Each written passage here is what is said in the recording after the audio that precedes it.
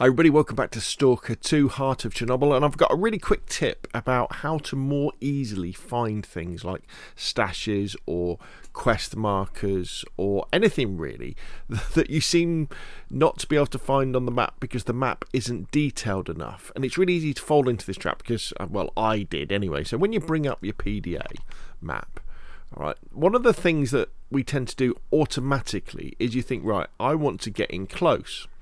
And the mistake we make is we often press the right trigger. I know I do. And then the legend comes up on the right.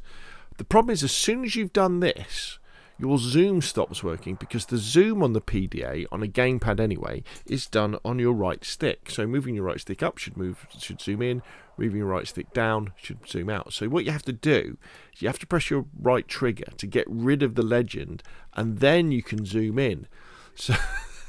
So what'll happen sometimes, this happened to me, say I was looking for, say, this stash here, right? That's probably a bad example. Let's go over here. Say this stash here. So when you're at the default zoom, let's come out and I'll show you. So we go into the map, right, and we're at the default zoom, and you press the right trigger to zoom in by mistake, and you're like, oh, okay, and you're wandering around, and it seems like you're on top of it. And like, well, I should be able to find this stash by now.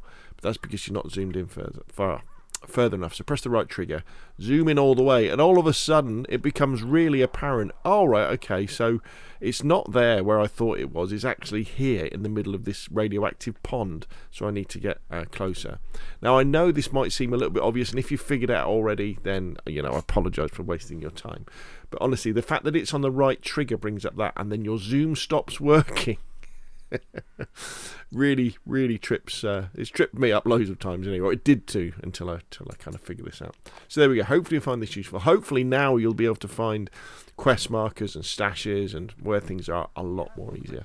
Anyway, that's enough from me. See you again soon.